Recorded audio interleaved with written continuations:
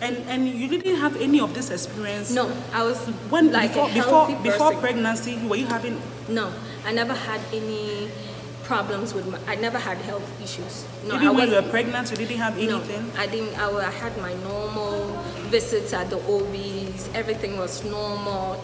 Like I was You were basically okay? fit. I was a fit Wow. person.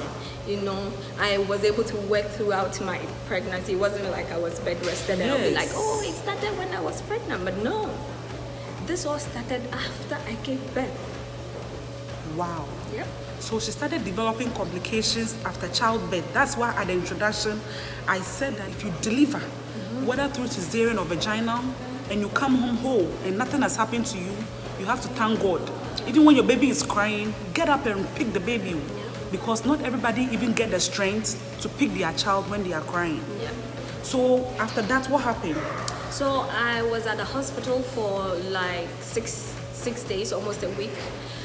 I wasn't able to take care of my baby, so my husband has to come in, take care of me, and my baby was given to a family friend of ours to take care of. Right. This woman, unfortunately, she passed away. She suffered from ovarian cancer, so every my time God. she comes from treatment, she has to come and take the baby because my husband has to go to work. Yes. So it was kind of difficult, emotionally. It really So the hard. person who was really willing to take care of your child for you as you go through your health complication died. died. During this period, Oh, I was wow. in and out of the hospital. She was the one who took care of the baby She died 2 months after childbirth. after childbirth. Yes. No, after I came out. Oh, after Yeah. you came out. Yeah. Okay. Yeah. So she took care. She was the one who was taking care of my baby and also going through chemo at the same time. So it wasn't easy. And then when she passed, it became worse because it affected me emotionally, like two people. Yes. Because I felt like I was losing my baby because Yes. she's my first baby. I've never had any child before. So my expectation was, having a baby, being a first mother, enjoying my baby at that time. Exactly. It all went down. I was like, oh my God, what is happening?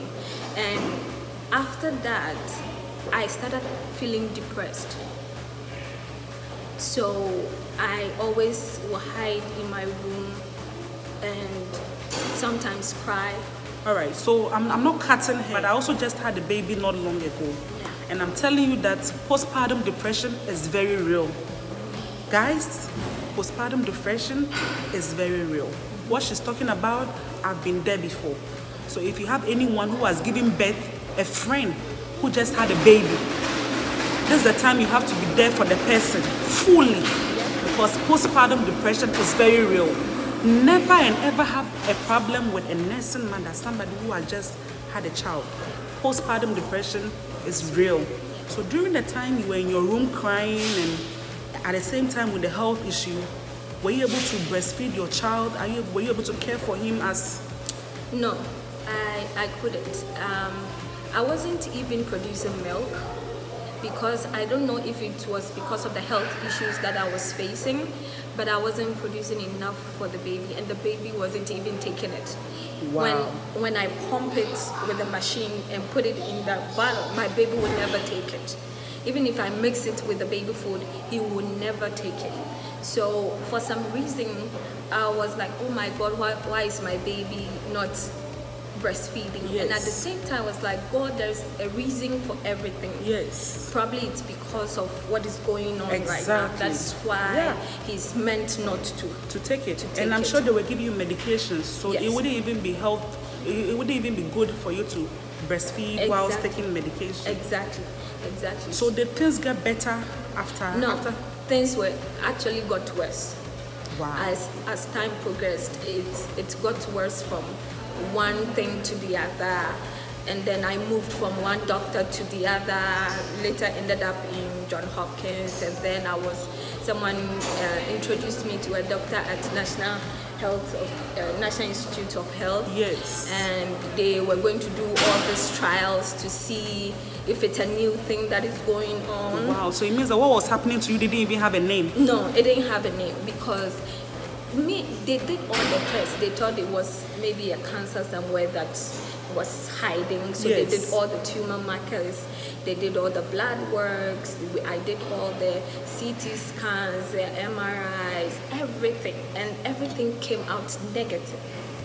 So the doctors were kind of confused as to what was going on. Exactly. And luckily for me, my brother is a doctor, so he was actually there for me. Right. My family was there, like Right. everybody, even my husband and my sister, whom I'm close with, was there for me. So he introduced me to a lot of people, came out with suggestions and all that. We did everything we could.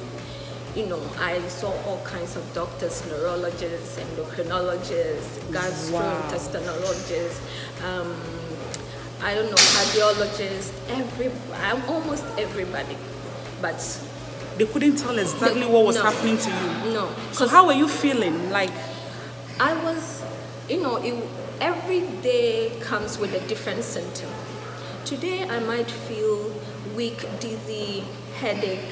Tomorrow I'll just be sitting there laughing and then I just collapse. wow. For no It reason. means you can't even drive with those symptoms. No. I started driving one day because I thought, the symptoms had gone down, so I'll be able to do it. So one day I was on the highway, and then all of a sudden I started feeling dizzy.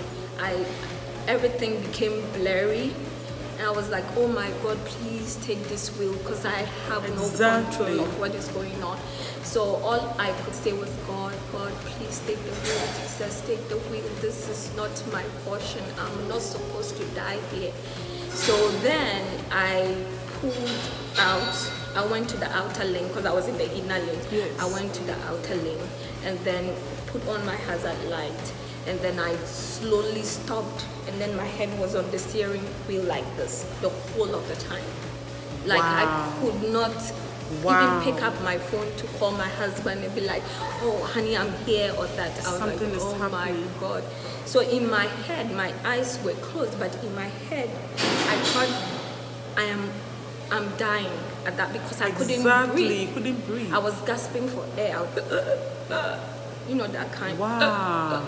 And then I was on the highway. Can you imagine you being on a highway, like a four-way road, where I'm in the middle of nowhere? Can you imagine? I'm like, oh my God, am I gonna die? And all I could think of was nobody but my baby. Yes. Because I had not spent You just time. had a baby. No, I had not spent time with my baby. Like, I didn't have that feel. Exactly. Like the way motherly feel. Yeah, Yes. I didn't have that, because every time there's a problem, every time there's a problem. Wow. Yep. Like, like everybody gets excited when you have a baby. You come home, you want to be with your child, cuddle her, sing lullaby for her. But in her case, she didn't get the opportunity to do that. Complications after the other, one complication after the other. And you watching this, trust me, people have gone through this and have died. Yeah. So if she is living today and she is sharing this story, I wanted to encourage you. Maybe what you are going through may not be compared to what she went through. Yeah. So this is Tina's Tube. We are sharing real life story of how she got complications right after childbirth. Yeah. Stay tuned. Don't go anywhere. The story is very long. We will bring you a continuation. So keep watching. Yes. Keep watching on, because it's your girl Tina. So like, comment, and subscribe. So don't go anywhere. Yeah. Stay tuned.